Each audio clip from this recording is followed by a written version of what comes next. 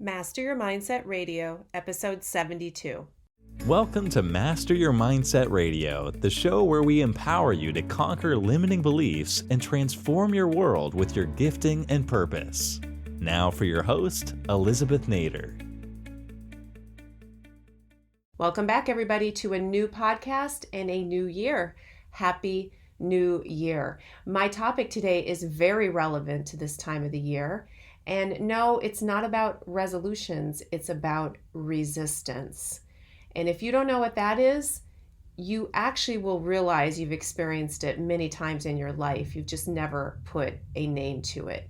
Resistance. This is the thing that keeps us from our resolutions. Now, I'm a big believer in resolutions, not necessarily New Year's resolutions. I think that's silly only to do that one time of the year and, not really be able to hold on to them except a few weeks into the year, and then you move on until the next year. There's nothing magical about the year turning, but we are, as human beings, very into new starts, new beginnings. And so, yes, the new year feels afresh. I love that. It feels great. So today, when this podcast is released, is on Tuesday, January 5th. So that's 5 days into the new year. So my question to you is, how many of your resolutions or your plans or your new ideas of how you were going to do things have you already broken? Have you already dropped?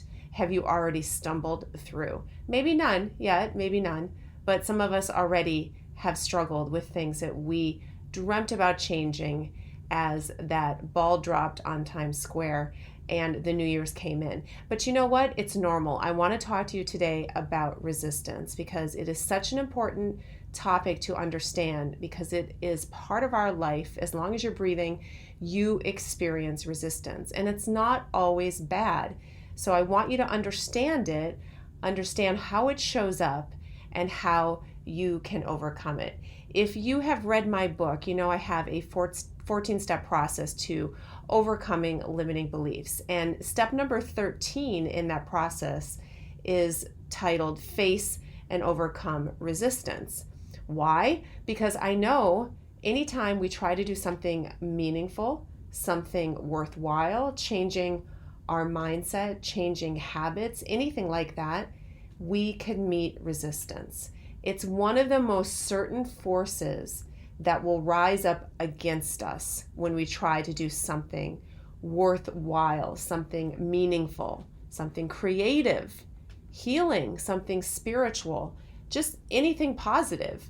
It's not as though once we make the determination to do that, everything, in front of us, just the sea parts, all the doors open, everything is easy. You know better than that. That's not how it works. In fact, anything worth doing is often challenging to accomplish. So you should expect resistance to come, especially if you're doing work that has purpose and significance attached to it. Now, I'm not talking about just curing cancer, but if you're doing something that has purpose attached to it for your life, significance for you, to change something in your life, to move you forward, to solve a problem, to accomplish something, don't be surprised. Don't be surprised if you meet resistance. And of course, often it comes to us as limiting beliefs. So there is a book in this genre, in this subject matter of resistance. There is just no better book, in my opinion. It's a small book, but it's called The War of Art by Steven Pressfield. And I mention it often to people because I think it is so inspiring, very inspiring to read. It's a quick read. It's not The Art of War, don't be confused. It is called The War of Art.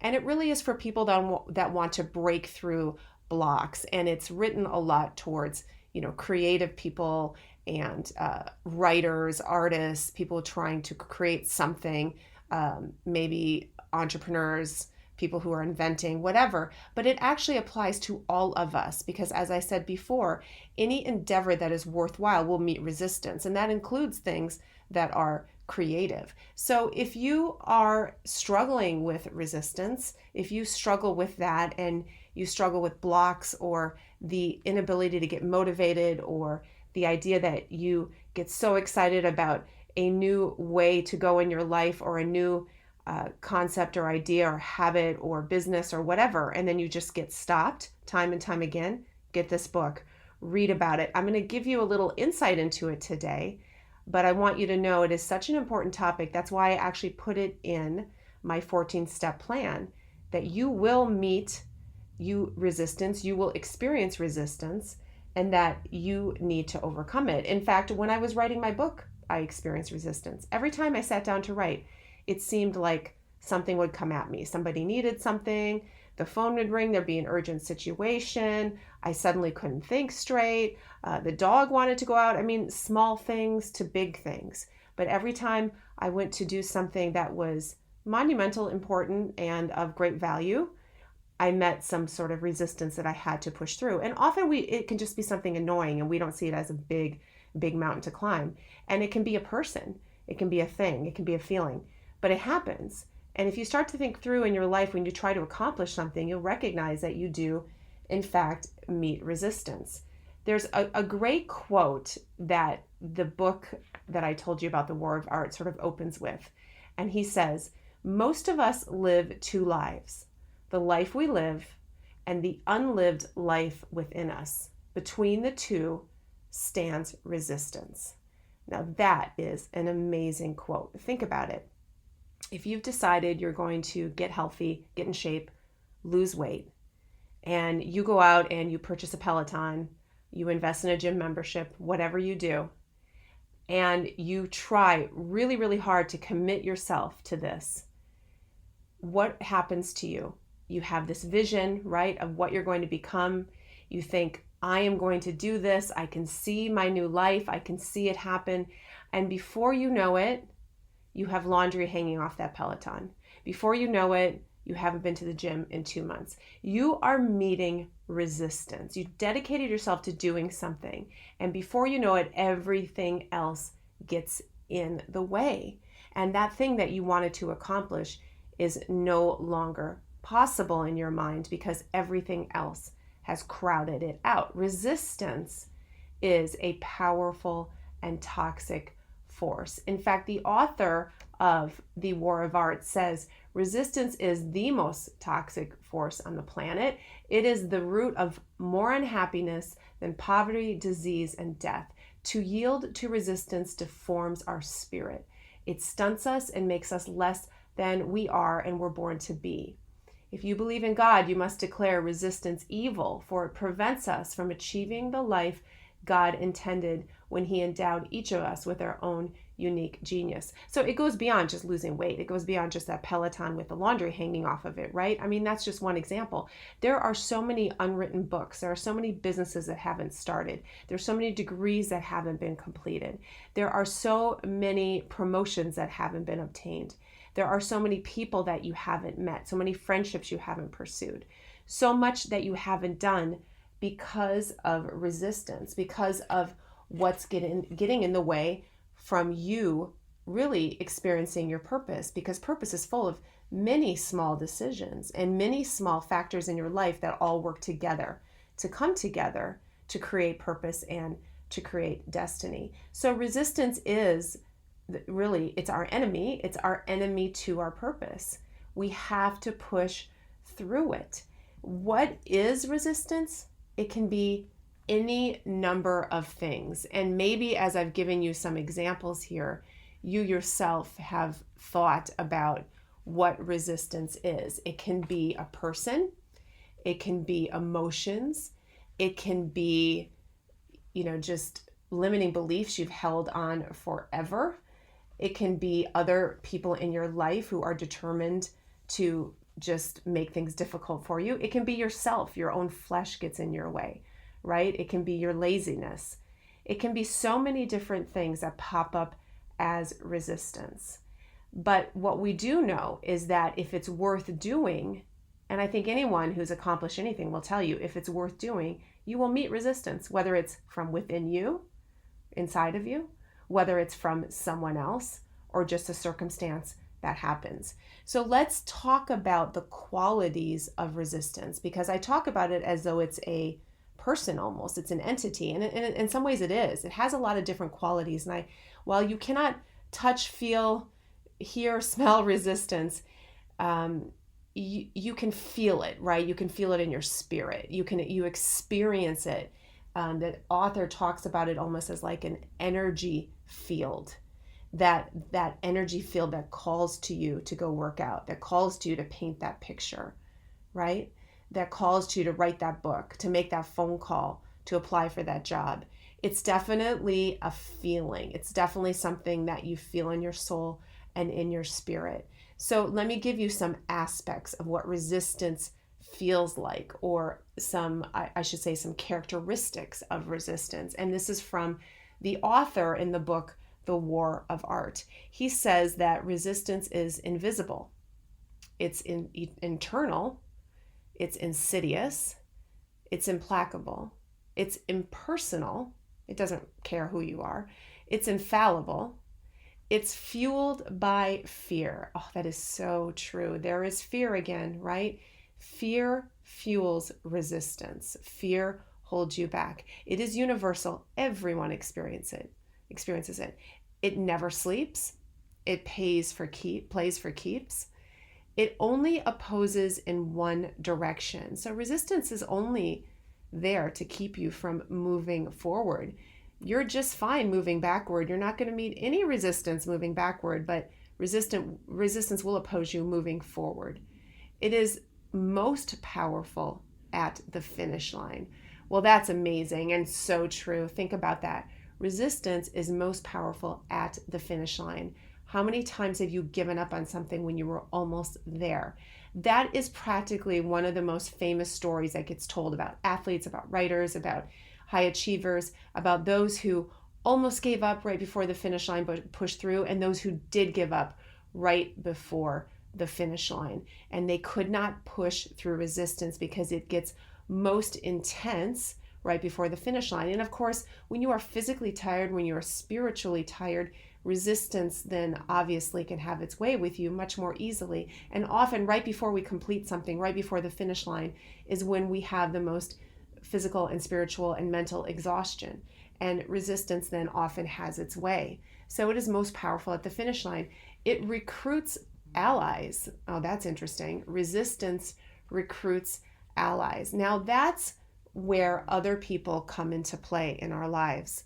And it's not a matter of a blame game, but we do have to understand that resistance, as this sort of energy force, if you want to look at it that way, has a way of recruiting allies in our life, a way of getting people to maybe stand in our way without them even realizing it. Just, that particular day when you wanted to accomplish something, that's when you get into a fight with your spouse, or that's when your friend becomes really needy, or that's when somebody says something to you that makes you feel less than and you don't think you can accomplish anything. It seems to recruit allies and use people without even them realizing it. Some of the best books that have been written or movies that have been made by people whose family didn't necessarily support them, who didn't say, great, good job, go take the time and write that book and make that movie, or make that sculpture or whatever. Often these people come from difficult situations who've accomplished these opus works, these incredible works, and they did so in the face of resistance, even from those people that were supposed to love them the most and surround them the most. So if you don't already recognize it, you have resistance in your life almost every day, but it heats up at certain times. So some of us are 5 days into the new year and we've already hit resistance. I know personally, I had so many plans. I still have them, of course. This is a big year for me. I'm very excited. And I'm looking forward to that weekend of the New Year's, and so much to accomplish and put together. And I end up getting sick and I end up not being able to do anything. So there was my resistance. It was physical, but I literally had to just let go and say, all right, I just lost, 4 or 5 days. I just lost a week. It's frustrating. But it is a form of resistance when they say, the best laid plans, right? It just didn't work out that way for me. That's a small example. I have so many. I know you have so many. But look, if we couldn't beat resistance, we wouldn't have a world full of magnificent artwork, of incredible symphonies, of businesses that have solved problems, inventions, right? We wouldn't have this amazing world that we live in if it weren't for the ability to push past resistance. And frankly, there would be no people anymore, because women, more than anyone who have given birth, know what it is to push through resistance. They know that it gets most difficult near the end. Right at the finish line is when it is the most difficult. Of course, on the other side of that is the biggest prize in the world, that beautiful baby, that amazing creation. But to get there, you meet resistance along the way. I mean, in the entire way. If it were easy, it would be a different story. It's not. It is an experience, childbirth, which is full of resistance. So if we couldn't overcome it physically, emotionally, spiritually, this planet would cease to exist. That's the truth. So remember that. Over the centuries, all kinds of stories are out there about people pushing through resistance. You can do it as well. I think when you see it for what it is, when you identify it and you sort of take the cover off of it, and I do this a lot where something will be happening and I realize, well, wait a minute, this is resistance. Like, I'm having this issue with this person because it's resistance, it's not them. Or, I'm having a difficult time getting this written because resistance doesn't want me to write it. If I start to recognize it for what it is, if we have, I did a conference this fall and it was a great conference. We had all kind of technical abilities. I thought at one point, this is just resistance. Chalk it up to resistance. This is an amazing conference. It's changing people's lives, and resistance wants it to fail. And once you release it into that and you see it for what it is, it really kind of takes the power away from it, right? It really goes from sort of a dark situation, and then the light comes in and you feel like, okay, I can do this, even if it's not perfect. It goes from being negative to being positive just because you identified that it's resistance. You saw it for what it was. That's really the first thing to do. And then, of course, you have to push through it. You have to come up with ways, whatever those are, to encourage yourself to get that done, to make that phone call, to push yourself to get on that bike, right? To solve that issue between you and your spouse. Whatever that is, you need to take that step forward. Once you do that, resistance will back off. Because really, resistance is like a bully. And bullies think they're just big and scary, and they like to yell at you and stop you in your tracks. But the moment you push back, the moment you push against a bully, they usually leave. You see them for what they are. They usually become much smaller, and resistance is much that way. You push back on resistance and you push forward, and that resistance eases. Now, not forever, because the next good thing you try to do, you will experience that as well. But when you see it for what it is, you're not surprised that it's in your life. You're not shocked you're experiencing it. In fact, you sort of expect it to come. It's an entirely different experience. So I want to leave you with this, which I wrote in my book. Expect resistance. Expect it. See it in yourself. See it in your surroundings. And when you acknowledge it, it strips it of its power. Use its presence to further underscore that what you're doing, what you're trying to do, what you're trying to accomplish is necessary. And it's important work for your soul, for your purpose. And it will eventually, the attack of resistance will be unfruitful if you push onward, if you push forward, if you defy and beat resistance. And you do that by doing. You just keep doing. You keep doing, and you change your attitude towards it. You don't quit, even in the face of failure, which is the ultimate resistance, right? Nothing worth doing in your life will happen without resistance. Learn to live with it. Learn to live with it. Learn to see it for what it is, understand what it is, laugh in the face of it, and move forward anyway. So back to those resolutions and those goals, whatever resistance you've had the first 5 days of the new year, or perhaps that is coming to you soon. Laugh in the face of resistance, get it done anyway, because that shows you're doing something that's worthwhile. Talk to you guys next week. Thank you for listening to Master Your Mindset Radio. Before you go, if you want to be part of a free online community of like-minded individuals for support, resources, and inspiration as you conquer your limiting beliefs and pursue your purpose, go to elizabethnader.com/community. That's elizabethnader.com/community, or search for Master Your Mindset Academy private group on Facebook. Looking forward to seeing you online.